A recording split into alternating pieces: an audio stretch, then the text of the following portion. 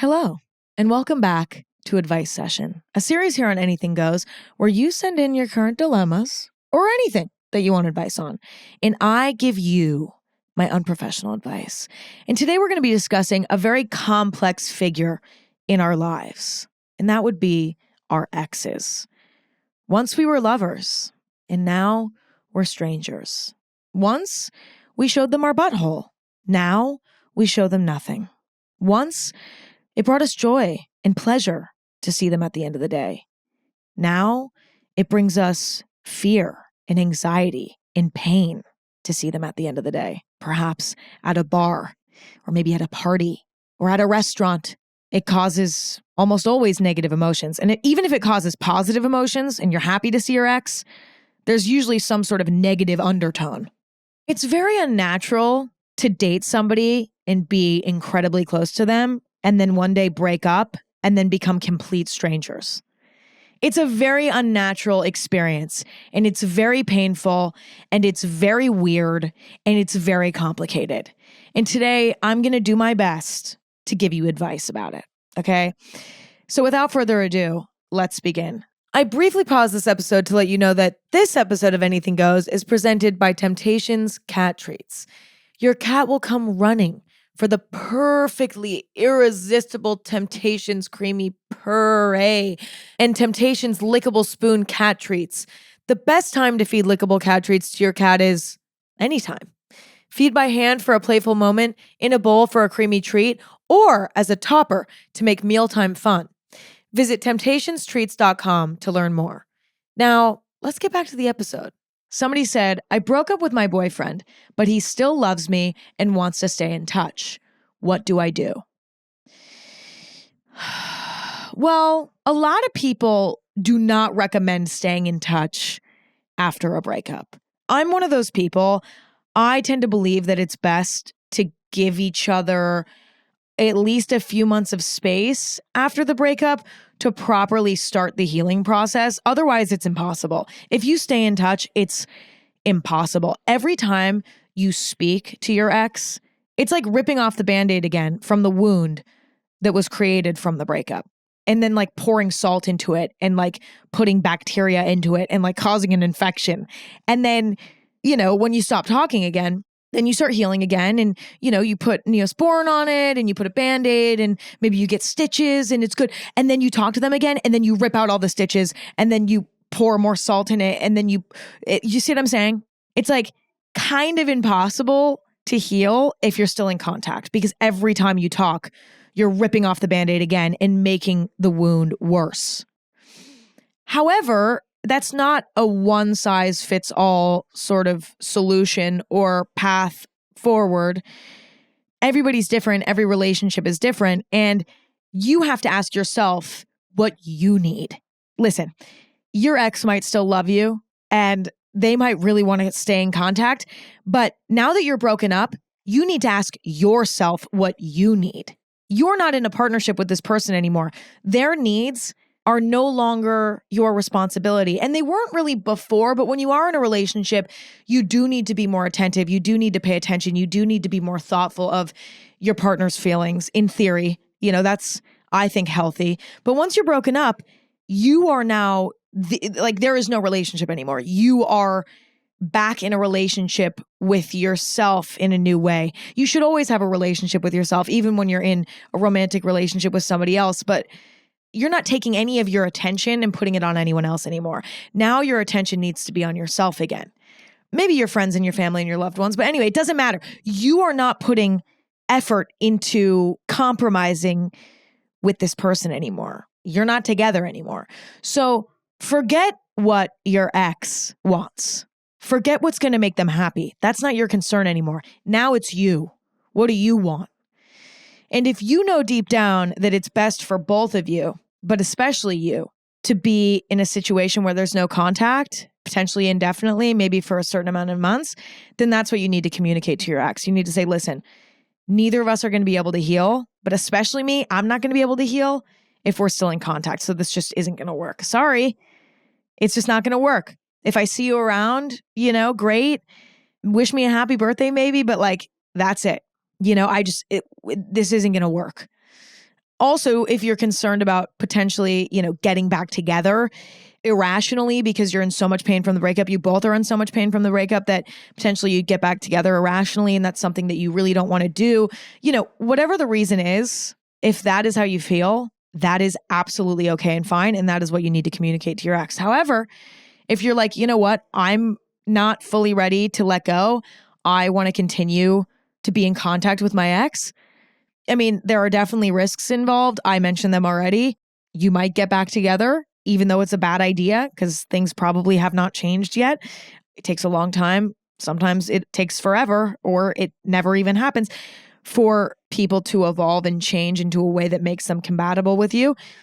It might also extend the healing process to an excruciatingly long time. I think as long as you're aware of the risks of continuing to talk, if you decide that what you really want to do is stay in contact, that's also okay. But you also should be aware that that's going to be really, really painful for your ex who still loves you. Like, it's going to be so turbulent for them. I don't know. I always err on the side of no contact, at least for like 6 months. But if you absolutely can't handle that and you're aware of the risks, but you're willing to risk it, then do that. It's ultimately up to you, but you got to know the risks of staying in contact. That shit gets freaking messy. It feels good, but it's a mess. It is a mess. You can't heal. You really can't heal. All right, moving on. Somebody said, I'm over my ex and don't want to be with him, but I do still think about him and our breakup daily. Is that normal? Absolutely. And if it's not, both of us are freaks. Because, I don't think about my exes every day. I have a few of them. I have quite a few of them. But there have been long periods after each ex where I've thought about them daily. Sometimes it's taken a few months to stop thinking about them daily. Other times it's taken years. With my more serious relationships, it's absolutely taken years. Even when I've moved on, it doesn't matter. I think my first relationship is a great example of that. It took me probably 3.5, 4 years to fully stop thinking about that relationship on a consistent basis because it was so monumental. It was so impactful. And I didn't fully get over it for a really long time, And so I think it's absolutely normal. And again, that goes back to what I said in the beginning of this episode. It's so unnatural to be that close with somebody, to literally be naked in front of them, have sex with them, poop with them around, not maybe in the bathroom with you, but around, tell them everything, talk to them every day, know every single detail about their life. And then all of a sudden one day you break up, usually not out of nowhere, but you break up. And then there's this jarring split where now it's not ideal to be talking to them and you know nothing about them and it's very uncomfortable. And a lot of us find comfort in this sort of routine of knowing what's going on with our partner. And then when that's ripped away from us, there's something really, I don't know, our partners bring us a sense of foundation. Our partners are very significant people in our lives. They can become almost like family in a way, not in an incestual way, but in oh my God, we're so close. We're almost we're familial in that way. Not in an incestual way, but you get what I'm saying? They even sort of technically become family. They're going to our Christmases. They're going to our Thanksgivings. They're going on vacations with us. We sleep with them in bed almost every night. You know what I'm saying? They become a part of our foundation. And when we break up, a piece of our foundation is ripped from beneath us and we're no longer standing on as sturdy of ground metaphorically. And it feels uncomfortable and scary and weird. And in a weird way, I think thinking about our exes, checking in on what our exes are doing on social media, asking around about what they've been up to whenever we can or whatever, that type of behavior, I think is normal because it's our attempt to fill that void in our foundation, try to feel close to them in a way because that brought us a level of strength. It brought us foundation. Now it's gone. And the closest we can get to that feeling again is knowing what they're up to, thinking about them every day, feeling connected to them in more abstract ways like that. I think it's natural. I think it's normal. And I think it makes complete sense. And unfortunately, there's no way to expedite the process. Like, listen, I fucking wish I could go to I guess I could technically do this. It's tempting to like go to a hypnotist and be like, can you just hypnotize me so that I don't think about my ex anymore? It's especially challenging when you found somebody new and you're like, oh my God, this person's great. This person's so much better. I am moved on to this person. I'm fully committed to this person, but I'm still fucking thinking about my ex because you're just not moved on yet for whatever reason completely. You're maybe moved on in the sense that you don't want to get back together with them, but you're not moved on in the sense that they're still in your head. You still are sort of connected to them in some way. It sucks. It fucking sucks. But there is no other remedy for that than time. You just have to be patient with yourself. And listen, there are ways to sort of pivot your mindset and be like, okay, you know what? We're thinking about our ex. Let's think about something else. You can find different ways to sort of reroute your train of thought. If you start thinking about your ex, maybe you sort of decide like, okay, every time I think about my ex, I'm going to retrain my brain to start thinking about like this creative project, or I'm going to go do chores, or like, I don't know. There are ways to train your brain to stop thinking about your ex. But to be honest, I think the only thing that solves it is time. Sorry. But to answer your question, I think it's normal. And I have done it after every single relationship for months to years. And I don't think that there's anything wrong with that. And to be honest, your ex is thinking about you every day too. Okay. We tend to assume that we are down worse than our exes. Sometimes it's true to an extent, but breakups are hard for absolutely everyone. Everyone. Even if your ex cheated on you, like it doesn't matter. It's always hard because being that close to somebody, being that bonded to somebody means something to everybody. It's a deep, significant emotion for everybody. So it's impossible to break up and then immediately forget about your ex. And it's especially challenging if you or your ex maybe move on quickly because maybe you just found somebody new who's awesome. And then the person who didn't move on quickly is like, oh my God, they obviously, never loved me that deeply. They just moved on in like 6 months. Like, how is that even possible? They still are thinking about you every day. Eventually they won't, and eventually you won't. But you know what I'm saying here? Anyway, okay, moving on. Somebody said, I still feel like my ex is the only person who has ever understood me, and I'm scared there isn't anyone else out there for me, another soulmate. How do I move on? I'm about to say something that might come off as rude, and I do not mean it like that. But I've felt this way before. And then at some point, somebody said what I'm about to say to me, either through the internet, meaning they didn't say it directly to me, they just said it on the internet and I heard it, or somebody said it to me. I don't remember, but this stuck with me, even though I can't remember who said it. And I'm going to butcher it too. I have no idea even how to word it. I just have the vague idea in my head. There are 7, maybe even 8 billion people on this planet. And we are all beautifully unique and special and individual. And that's awesome. But at the same time, we're not so special and so unique and so different that there's only one other person out there in the world that understands us.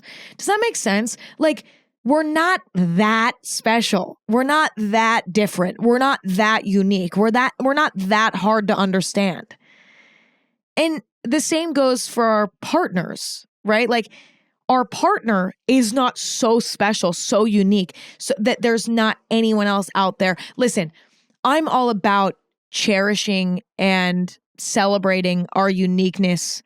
And I am not trying to take away our individuality because I do think that we are all, you know what I'm saying? Like, I'm not trying to degrade humankind here. To me, it's actually sort of a beautiful thing that like humanity has a range. Like, there are only so many different types of personalities. And like, the moral of the story is there is absolutely somebody else out there for you. Your ex is not the only person on the planet who understands you. That, from like a statistics standpoint or like a like a number standpoint doesn't add up. The idea that out of the 7-8 billion people on the planet, there's only one person on this planet that's ever going to understand you. I'm sorry. It just doesn't add up. Like mathematically, it doesn't add up, And that really helped me when I was going through my first breakup, because I was like, I've never experienced a feeling like this where I felt like, so deeply connected to somebody like this. There's no way I'll ever feel that way again.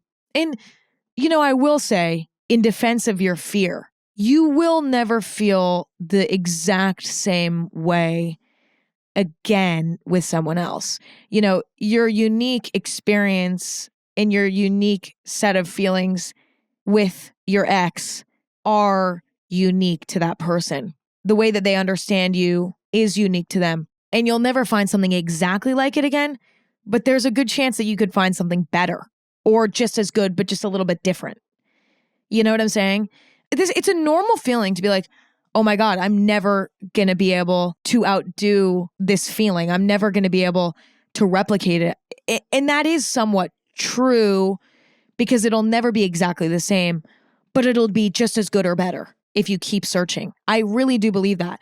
And in my experiences throughout my life in many different romantic relationships, I actually think that for the most part, my feelings of love and understanding have progressively gotten deeper and better for the most part in every relationship. Not really. There's been some if you were to look at the overall trajectory over the last, how many years have I been dating people? 7-8 years. If I look at the trajectory of everybody I've dated, there's been some moments where it's gone down. The quality has gone down and then gone back up and then gone down again and then gone way back up. It's fluctuated, but the overall trajectory is improvement. From my first relationship ever to my more recent relationships, do you know what I mean? The improvement is exponential from an understanding standpoint, from a connection standpoint, from a chemistry standpoint. Things have only gotten better. And that's because I know from all of these experiences what I'm looking for now. I know what that click feels like, even more so. I'm building on what I want in a relationship, and it's making my eye, I have a more keen eye in dating now. And so my relationship quality is improving over time. So don't be afraid. But also, there is a slim chance, I'm saying slim because I don't know, usually after you break up, it's okay, there's probably a reason why that didn't work, but there's still a slim chance that that is the person for you. That's not out of the question either. Sometimes it's right person, wrong time. That absolutely happens, and I absolutely believe in that.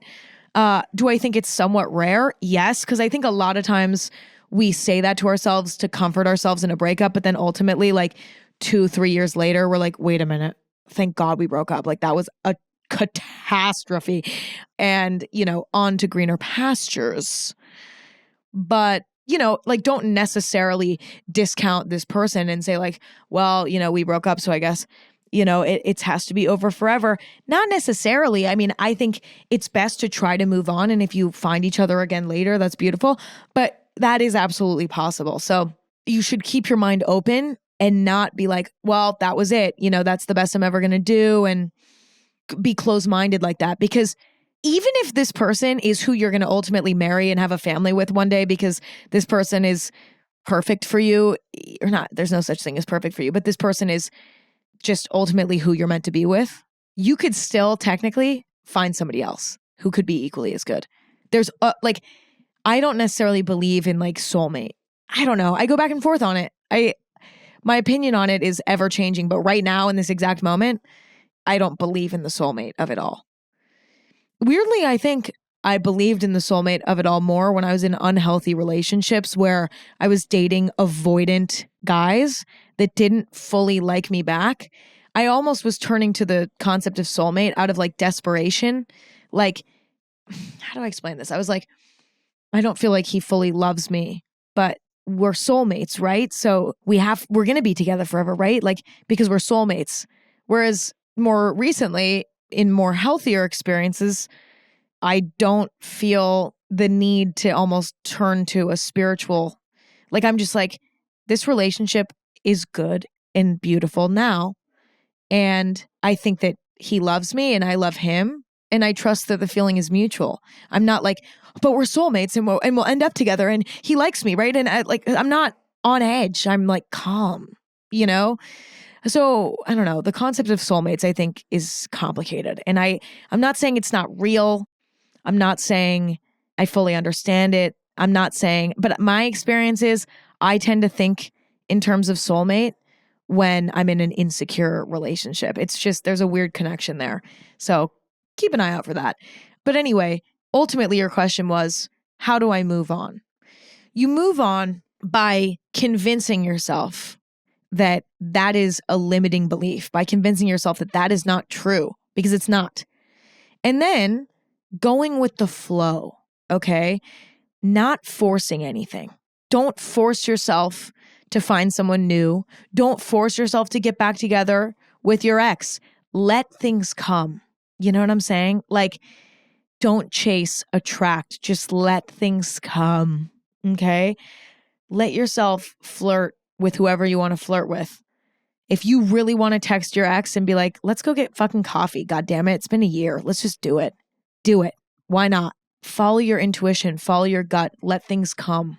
Let things come. Okay, next. Somebody said, how do I deal with my family wanting my ex to still be involved in my life? We are family friends, and it's hard to properly cope while we still see each other almost every week. This is incredibly challenging. It is so challenging because, again, as I mentioned earlier, it is so hard to heal when you're around each other all the time. And the truth of the matter is, I think in this situation, it's just an unfortunate circumstance where you are ultimately being faced with a more challenging healing period, healing experience, healing journey. These are just the cards that you were dealt. You know, for majority of people, it's up to them if they do no contact or whatever. It is out of your control. This is a family friend. You don't have a choice. So I think you have to accept that your healing journey is going to be more challenging because you see them every week. Because every week you have to rip off the Band-Aid and you have to pour salt into the wound and then put the Band-Aid back on, and it burns and it stings and it starts to get infected. And then, you know, by the end of the week, it's starting to look a little bit better. And then you rip the Band-Aid off all over again. You have to sort of accept that this is the cards that you were dealt in your life. This is what happens when you date a family friend. You know, this is how this works. This is a risk that you take when you date somebody who you know that you're going to have to see frequently if you ever break up. That's a risk you take. So I think to start, you need to sort of accept this circumstance. I do think it's unhealthy to avoid family get-togethers. Like, I don't think that that's healthy. You know, maybe there's a way that you could figure out, like, okay, you know what? I'm going to avoid situations where I know my ex is going to be around in family gatherings for the next 3 months, just so that I can get over the hump and start to heal a little bit. Maybe you figure something out with your family or your family friend's family, where like maybe you and the ex switch off every week. Like every gathering that there is, you switch off. Maybe there's a way that for a certain period of time, you guys can do that to start to heal. But if that's not realistic, then I honestly think I genuinely don't have any further advice. My advice is you have to just accept that your healing process is going to take longer because you're going to be exposed to this person. And I think communication and boundaries with your ex are going to be so important. You know, discuss what's going to make it easiest for each other. Do you want to talk to each other? Do you want to avoid each other? Like, what is going to make the experience as seamless as possible? It's one of those situations where it just sucks, I think. But, you know, I would say in general in your life, I think it's really important to develop a really strong life outside of the relationship. That should be your focus during this time because you need it even more than the average person going through a breakup.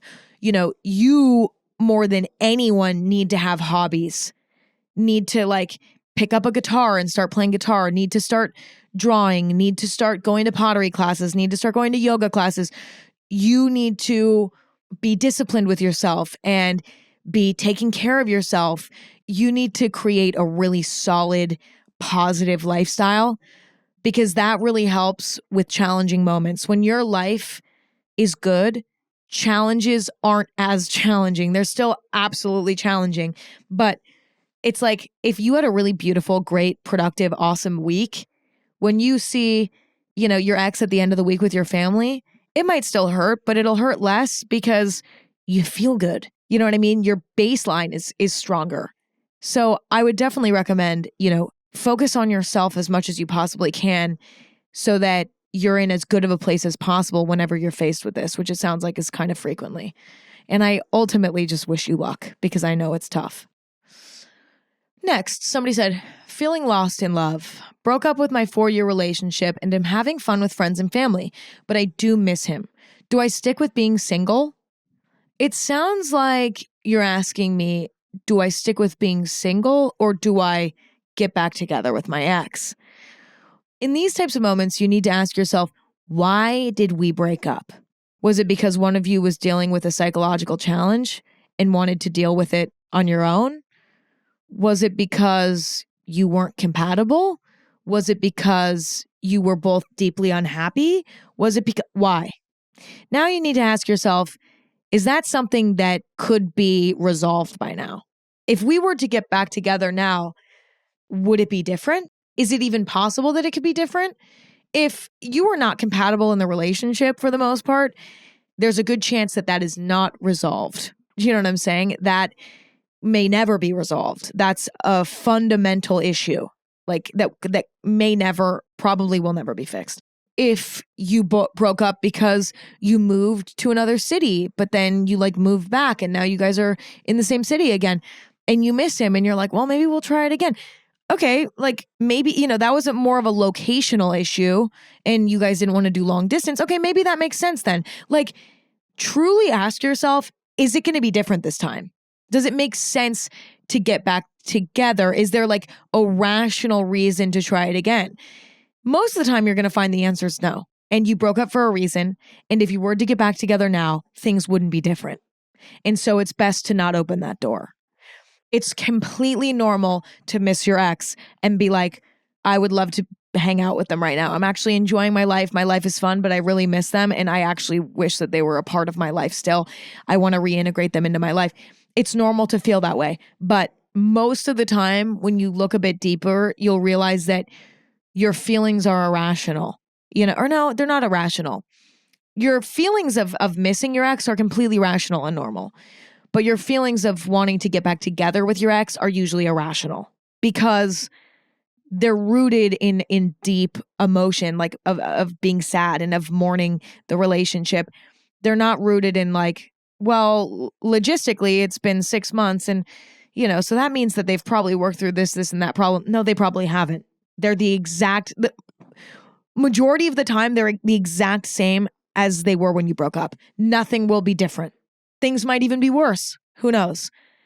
But I will say, I've heard some beautiful love stories about people who have broken up and then gotten back together later. And it's been beautiful the second time around. And both people learned and evolved and changed and realized, you know what? I ultimately do want to be with this person. And I learned so much from the failures of the last relationship. And I'm ready to try again. And it's successful. And they get married and they have children. And, everything is happy ever after. So, it's not necessarily out of the question. Maybe it does make sense to get back together at some point. But I think in order to make that decision, you have to be healed to the point where you're okay with the concept of it not being them. You need to be coming from a place of strength where you're like, I could live without them, but I've dated around, I've seen my options. And to be honest, they're still the best I ever had. And I want to give it a try again, Yeah. Okay, moving on. Somebody said, I dated this guy for a really short time in the summer, and for some reason, it's the hardest relationship for me to get over. Why this one? Help. I get it. You want to know why it's so much harder to get over somebody that you never dated? Because they were never real to you. Real people are deeply flawed. And the more you get to know somebody, the more aware you become of their flaws. And if you love somebody truly, You accept those flaws as characteristics of the person that you love, and you find ways to manage those unfavorable qualities. But to truly know a person, to truly be close to a person, is to be aware of their flaws. If you never dated this person, then you were never close enough with them to truly see their flaws. Your perception of them was them being on their best behavior because you weren't that close, so they were still on their best behavior, combined with what you imagine them to be. You were filling in all the gaps where their flaws would be with these beautiful ideas of how romantic they probably are, how I don't know, hot they are, how mysterious they are. I don't know. You're filling in the gaps with all this romantic, fake, imaginative bullshit. Your perception of this person was based on illusion 100%. Your own illusion and the illusion that they were giving you because they're on their best behavior, because you were in the honeymoon stage, if even that. You were in the beginning stages. You didn't even know each other. That's why it's so hard, because you have nothing to grasp onto that was negative. It's really helpful when going through a breakup to be like, I'm really sad. I'm in a lot of pain. I really love this person, but also they fucking sucked in all these different ways. There's something really helpful about that. That is something that we all grasp onto when we're going through a breakup. We find the flaws in our ex and we hold on to those for dear life, because that's what helps us find peace in the breakup. If you never even dated them and you never saw the flaws, you have nothing to grasp onto. That's why it's so hard. So to try to help the discomfort, remind yourself that there were flaws and there are flaws about this person that you have no idea about that would probably drive you fucking crazy. Okay? They are there. They are in that person. You just don't know what they are because you never got close enough. But I think to remind yourself that they had flaws that would probably drive you fucking crazy is helpful. And it's hard to imagine because we tend to see people, especially people we have a crush on or something, with rose-colored glasses. And so it can be really hard to break that pattern of thought and be like, no, they actually are a flawed person. Because from all we know, no, they're not. They're perfect. But I really encourage you to remind yourself whenever you can that they're probably a nightmare, because everyone's a nightmare. Dating is a nightmare. Dating even the most perfect person for you is a fucking nightmare sometimes. That is inevitable. And I'd argue if you're in a relationship and you don't have moments where you're like, oh my God, this is a nightmare. I can't, this is horrible. You're lying to yourself. Maybe that's a hot take, but I think the whole point of relationships is that there's push and there's pull, and both of you make mistakes and then you help each other learn from them. And sometimes you take shit out on each other and, you show each other the worst and darkest sides of yourselves. And then together you work on, improving on those sides, or, you learn how to deal with them. And then that teaches you how to be a more patient person. The reason why relationships can be so beautifully educational as students of life is because it's challenging, So anyways, yeah, this guy that you dated for a really short time in the summer is basically, it's like an imaginary friend, okay? This is not even a real person at this point. You didn't date him for long enough. So you think he's perfect because you absolutely know nothing about him. He's still a stranger to you. Yeah, maybe you had sex. Yeah, maybe you talked really late that one night. I don't give a fuck. You don't know him yet. You don't know him until you've seen him angry, until you've seen him upset, until you've seen him cry about something, until you've gotten into a fight. You don't know him yet. Yeah. Okay, moving on. Somebody said, what to do if I broke things off with a guy who loved me so much and now 2 months later, I want him back? I actually think I've discussed something like this on advice session before, but I can't remember. Either way, it doesn't matter because we all need to be reminded of this moral dilemma, okay? Because it's not a fun one. Well, I think to start, you need to accept that you made a decision. You made a decision. You made the decision to break things off with this person when you did. And now you're starting over with this person. You have to win them over all over again if they're even available to be won over. They owe you nothing. You know what I'm saying? And I think breakups are often not thought about as deeply as they should be. I think a lot of people think immediately when they're going through a rough patch in a relationship, like, oh, this is unfixable. Things were so awesome for so long, and now all of a sudden they suck. So I guess we have to break up now. Relationships have ups and downs. And, it's up to you to decide what ups and downs you're willing to go through. But I think we tend to have an issue that breaks up too easily in society today. Like, because of hookup culture and sort of the weight being removed from relationships, like relationships and sex and all these things used to hold a lot of weight, and now they hold less. And people are much less willing to work through challenge, I think, than they used to be. Because I think, the decision of marriage, losing your virginity, these things you saved and you waited until it was the perfect person you thought. You put a lot of weight on it. And then when challenges would arise, you would handle them because you committed to this person and you showed that commitment through losing your virginity to them and all of these things. And I'm not saying that that's necessarily the right way to look at it. I'm just saying that is how it used to be perceived. And now it's like sex is less taboo. Casual sex is much more popular. Casual dating is much more popular. There's just less, the relationship today is less sacred. And as a result, we'll just break up anytime shit gets tough because we're like, fuck it, I'll find somebody else. I could go on the app, on an app tonight and find somebody else to have sex with immediately. You know what I'm saying? And I don't care. So it's just a different mindset. And again, I'm not saying one is right or one is wrong. They both probably have their flaws. They both do have their flaws. But I think that this is an opportunity, you in this moment, realizing 2 months after breaking things off with a guy who really loved you, you're realizing, oh my God, I fucked up. I want to get back together. And you're faced with this sort of pain of like, oh my God, I made the wrong decision. And I think a lot of people are faced with this nowadays because we break up so easily. And it's not fair to the other person. We need to really think when we break up with people. We need to really try to make it work. There are moments in every relationship where you're going to be like, I want to break up, but breaking up is not the right idea. Do you know what I mean? Instead, it's an opportunity for both of you to grow. It's an opportunity to even strengthen your relationship through facing the challenge together. And if you just run away the second that things get challenging, then you will regret it and you will also not learn. So my first piece of advice is to take this as a learning experience because there's a chance that you might not get this guy back. Listen, you can go back to him and apologize and say, I was wrong. I want to be together. I took your love for granted. You can go back and do the whole thing and say the whole thing.